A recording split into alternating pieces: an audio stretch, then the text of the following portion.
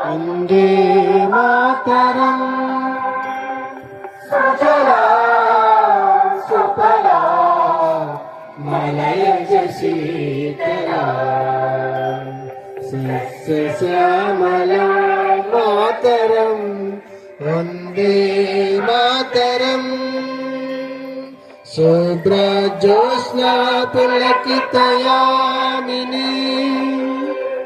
पुल्लकुसुमिता द्रुमदलशोभिनी सुहासिनी सुमधुरभाषिणी सुखदां वरदां मातरं वन्दे मातरं वन्दे मातरं। जय हिंद, जय हिंद।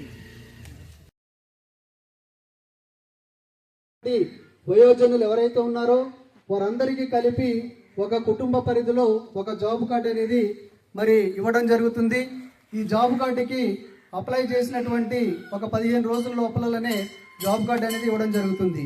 అదేవిధంగా జాబ్ కార్డు వచ్చిన తర్వాత పనిని కోరేటటువంటి హక్కు, ఈ పనిని కూడా మీకు ఏ రోజుల్లో అయితే పని దొరకదో బయట ఆ రోజుల్లో పనిని కోరుతూ నాకు ఫలానా రోజుల్లో పని కావాలని మీరు డేట్లు కూడా ఆ యొక్క దరఖాస్తులో పొందుపరిచినట్లయితే ఆ యొక్క డేట్లు కూడా మీరు ఎప్పుడంటే ఈరోజు పని కోరుతున్నారంటే 15 రోజుల తర్వాత డేట్లు ఇవ్వాలి. అంటే ఒక 15 రోజులు వాళ్ళకి టైం కల్పించాలి మీరు కోరేటటువంటి పనికి. అంటే ఒక 100 మంది పని కోరుతూ ఉంటే మీరు ఎన్ని రోజులు కోరారో అన్ని రోజులకి ఎన్ని మ్యాండేట్స్ అయితే వస్తాయో ఆ పని దినాలకు సంబంధించి ఎంత పని కావాలనేది గ్రామంలో ఉన్నటువంటి నాయకులు కానివ్వండి, ఉపాధి హామీ పథకం అధికారులు కానివ్వండి, ఆ పనులని వాళ్ళు ఐడెంటిఫై చేసి వాళ్ళు వెతికి ఈ 15 రోజుల్లో మీకు రెడీ చేసి పెడతారు. కాబట్టి పనిని కోరేటప్పుడు ఒక 15 రోజుల గ్యాప్ వారికి ఇవ్వాలి. ఆ విధంగా మీరు దరఖాస్తు చేసినట్లయితే మీరు ఆ 15 రోజుల తర్వాత మీరు కోరినటువంటి తేదీల నుంచి పని కల్పించడానికి ఉపాధి హామీ పథకం ఆ సిబ్బంది ఆ అధికారులు సిద్ధంగా ఉంటారు. ఇకపోతే మీరు కోరినటువంటి తేదీలలో పనిని కల్పించకపోతే తెలుసుకోవాల్సింది కేవలం ఏప్రిల్, మే లేక మార్చి నెలల్లో మాత్రమే ఉపాధి హామీ పథకంలో పనులు చెప్తారు, వేరే సమయంలో పనులు చెప్పరు అనేది.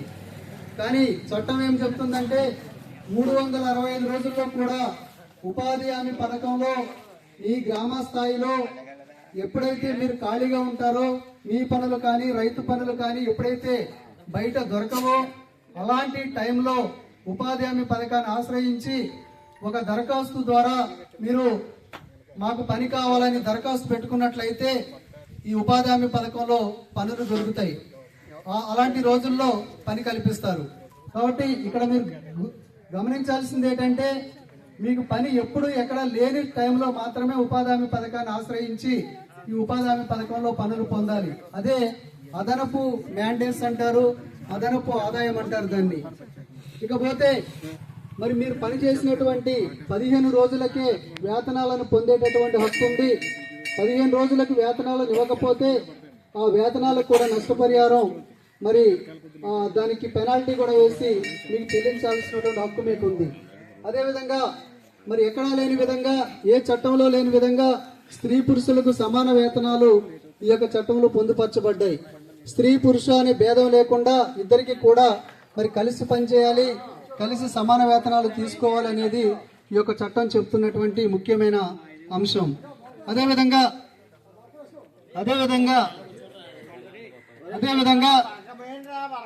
మరి ఈ యొక్క పథకాన్ని గతంలో ఈ పథకం రాక మునుపు చాలా పథకాలు మనం చూసాం.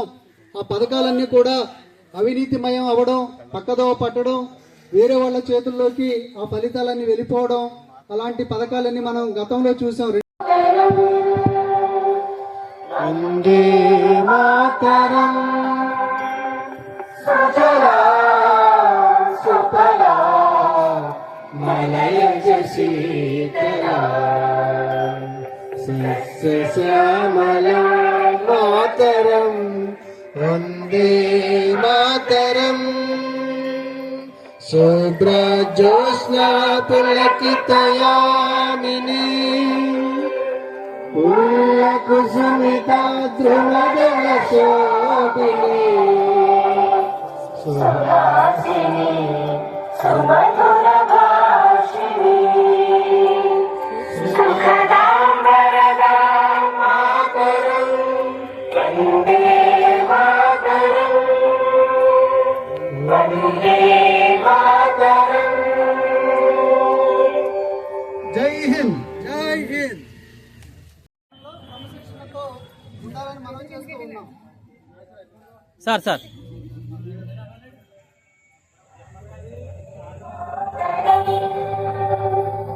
వందే మాతరం సుజలాం సుఫలాం మలయజ శీతలాం సస్యశ్యామలాం మాతరం వందే మాతరం శుభ్రజ్యోత్స్నా పులకితయామినీ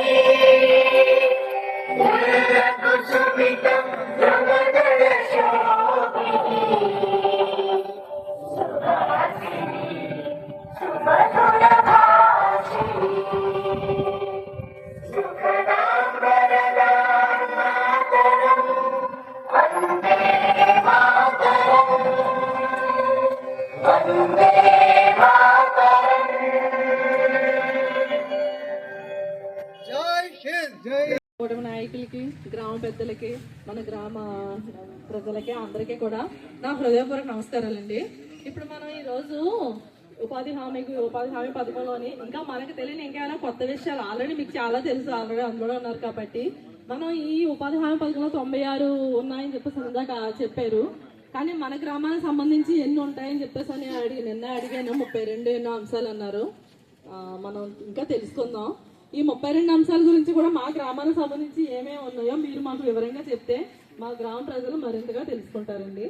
మనకి ఏమైనా డౌట్లు ఉన్నా ఒకసారి మనకి ఏమైనా డౌట్లు ఉంటే కనుక అందరూ ఒకేసారి ముక్త కంఠంతో కాకుండా ఒక్కొక్కరుగా అడిగితే మనం వివరాలు సవివరంగా తెలుసుకుందాం. మన అందరికీ కూడా ఒక్కొక్కరైనా డౌట్స్ ఉన్నాయనుకోండి, ఒక్కొక్కరు అడిగామనుకో మనకి వివరంగా తెలుస్తుంది. అందరం ఒకేసారి అడిగామంటే మనకి ఎవరికి అర్థం కాదు, వాళ్ళకి అర్థం కాదు, వాళ్ళు చెప్పేసినట్టు ఉంటుంది, మనకు అర్థమైనట్టు ఉండదు, అడిగినట్టు ఉంటుంది. అలా కాకుండా మనం మన గ్రామానికి సంబంధించి 32 అంశాల గురించి ఏంటన్నది మనం ఉపయోగించుకోవడానికి తెలుసుకుందాం. అది వివరంగా తెలియజేయమని మా గ్రామ ప్రజలకు తెలియజేయమని నేను కోరుతున్నానండి మిమ్మల్ని. సర్పంచ్ గారికి సామాజిక బృందం తరపు నుంచి జాతీయ గ్రామీణ పథకం అందులోనే ఉంది. జాతీయ దేశవ్యాప్తంగా గ్రామీణ ప్రాంతాల్లోనికి జాతీయ గ్రామీణ ఉపాధి, గ్రామీణ ప్రాంతాల్లోని వారికి ఉపాధి హామీ అంటే గ్యారంటీ. ఇంకో విషయం, హామీ, గ్యారంటీ, వారంటీ. ఈ మధ్యకాలంలో మీకు సెల్ ఫోన్లో లేదా రకరకాల ఎలక్ట్రానిక్ వస్తువులు చెప్తుంటారు. పూర్వం గ్యారంటీ ఇచ్చేవారు, బ్యాంక్ ఉంటే గ్యారంటీ అనేవారు. ఇప్పుడు వారంటీ. గ్యారంటీ అంటే తెలుసా అండి? వస్తువు పోయిందని కూడా తిరిగి రీప్లేస్మెంట్ ఇవ్వడం. వారంటీ అంటే అదేం కాదు, రీప్లేస్మెంట్ లేదు, బాగు చేసి ఇస్తాడంటే. ఇప్పుడు అన్ని వారంటీలో ఉన్నాయి కానీ గ్యారంటీ లేవు. కాబట్టి ఈ పథకము గ్రామీణ ప్రాంతాల్లోని పేదవారికి గ్యారంటీ ఇచ్చే పథకం. 100 రోజులు 100 రోజులు అంటే 3 నెలల కాలాన్ని మీకు జీవించడానికి కావాల్సిన పథకం అన్నమాట. కాబట్టి ఇలాంటి గొప్ప పథకం మరి ఒకరికి వచ్చినట్టు చిత్తూరు వరకు రాలేదు. ఈ పథకం చాలా మంచి పథకము. ఈ పథకంలోని ముఖ్యాంశాలు అంటే ఈ పథకంలో మనకి ఏ హక్కులు ఉన్నాయి, సౌకర్యాలు ఉన్నాయి, తర్వాత ఏ పనులు ఉన్నాయి అంటే మన గ్రామీణ ప్రాంతాలకి. అంటే మనం ఇప్పటి వరకు ఏంటంటే కాలువలు, చెరువు పనులు అనేక భావంలో మనకు ఉన్నాం. కానీ ప్రభుత్వము 94 రకాల పనులు పెట్టారు రాష్ట్ర వ్యాప్తంగా, దేశవ్యాప్తంగా. అందులో మన డెల్టా ఏరియాకి ఏ పనులు ఉన్నాయి? వ్యక్తిగత పనులు ఉంటాయి, ఉమ్మడి పనులు ఉంటాయి, ప్రైవేట్ పనులు ఉంటాయి, అంటే ప్రభుత్వ పనులు ఉంటాయి. ఇవన్నీ అవి ఏంటి? ఇవన్నీ మా ఎస్ఆర్పి రామారావు గారు మీకు ఇవ్వడం జరుగుతుంది. తర్వాత కూటమి నాయకులందరూ పథకం కోసం ఒక్కొక్కరు ఒక 5 నిమిషాలు మాట్లాడడం జరుగుతుంది. ఆ తర్వాత ర్యాలీ పెట్టుకుందాం. ఓకేనండి. ఇవన్నీ మీరు మాట్లాడేవి, మనం ఇక్కడ చేసే పనులన్నీ మాకు వీడియో తీయడం జరుగుతుంది. ఇవన్నీ ఎంఓఆర్డీకి కానీ యూట్యూబ్లో కానీ మీకు చూసుకోవచ్చు తర్వాత. కాబట్టి మీరు శ్రద్ధగా వెళ్తే ఇవన్నీ ఒక 10 నిమిషాల పాటు మా ఎస్ఆర్పి రామారావు గారు ఈ పథకం కోసం వివరించడం జరుగుతుంది. తర్వాత స్టేజ్ మీద ఉన్న పెద్దలందరూ ఒక్కొక్కరుగా మాట్లాడవలసిందిగా కోరుతున్నాం. సర్పంచ్ గారికి, ఉప సర్పంచ్ గారికి, ఎంపీటీ సభ్యులకు, అదేవిధంగా వేదికను అలంకరించినటువంటి పెద్దలందరికీ కూడా ధన్యవాదాలు. అదేవిధంగా గ్రామస్తులకు, శ్రామికులకు, ఉపాధి హామీ కార్మికులకు అందరికీ కూడా మా సామాజిక తరగతి తరఫున ధన్యవాదాలు. మేము సామాజిక టీం అండి. దగ్గరగా పెట్టుకుందాం. సామాజిక టీం అండి. సామాజిక అంటే ప్రతి సంవత్సరం వస్తూ ఉంటారు. ఉపాధి హామీ పథకం మీద మాకు డబ్బులు ఉన్నాయా అని అడుగుతుంటారు. మీకు అందరికీ తెలిసిందే. ఆ టీం నుండి ఒక సపరేట్ ఒక టీం ఏర్పడ్డాం. ఐఈసీ టీం అంటారు. మన ఐఈసీ అంటే ఇన్ఫర్మేషన్ ఎడ్యుకేషన్ అండ్ కమ్యూనికేషన్. అంటే ఉపాధి హామీ శ్రామికులకి మొబైలైజ్ చేస్తామంట. ఇంకా పథకం గురించి తెలియజేసే టీం అనమాట. చైతన్యపరిచే టీం అనమాట. దీన్ని మన ముఖ్యమంత్రి వర్యులు, అదేవిధంగా డిప్యూటీ సీఎం గారు, అదే మా డైరెక్టర్ గారు ఒక ఆలోచన మేరకు మేము ఒక టీం ఏర్పడి ప్రతి గ్రామంలో కూడా ఈ యొక్క అవగాహన సదస్సులు అనేది ఏర్పాటు చేయడం జరిగింది. దీంట్లో ఏంటంటే మనకి ముఖ్యంగా సార్ చెప్పారు ఆల్రెడీ, మళ్ళీ చెప్పకుండా ముందుకెళ్ళిపోదాం. భారతదేశం అనేది పేద దేశం. అంటే ఎక్కువ మంది 170 మంది పని మీద ఆధారపడ్డారు. ఏ పని మీద అంటే పని ఏముంది, ప్రధానంగా అందరికి దొరికింది ఒకటే వ్యవసాయం పని. ఇంకా పనులు ఉంటాయి కానీ అది తక్కువ మందికి అది ఆధారం అవుతుంది. వ్యవసాయం అనేది ఎక్కువ మందికి ఆధారం. 175 మంది పని మీద ఆధారపడ్డారు. ఈ 175 మంది ఆధారపడినటువంటి ఈ వ్యవసాయ పని సంవత్సరం ఉన్నటువంటి 365 రోజులు ఉండట్లేదు కనుక చాలా మంది వలసలు వెళ్ళటం. 2,472 రూపాయలు ఖర్చు పెట్టడం జరిగింది. అదేవిధంగా పంచాయతీరాజ్ సీసీ రోడ్డుకు సంబంధించి 3,48,000 34,87,772 రూపాయలు ఖర్చు పెట్టారు. ఈ విధంగా మరి కాలువలు అయితేనేమి, అదేవిధంగా block plantation, watershed, horticulture, minor canal, MI tank, rural housing వీటన్నిటికీ కలిపి 77,02,940 రూపాయలు.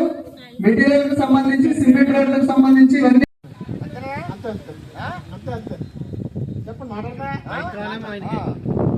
ఏదో పని చేసుకున్నాకి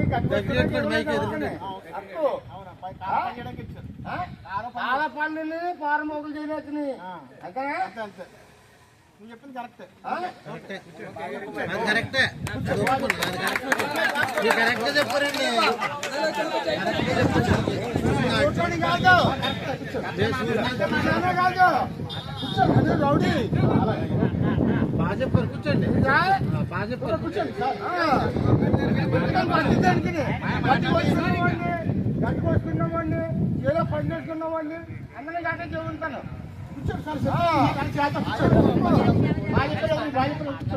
నిర్మాణాత్మకమైనటువంటి పనులన్నీ చేపట్టుకోవడానికి ఆస్కారం అనేది ఉంది.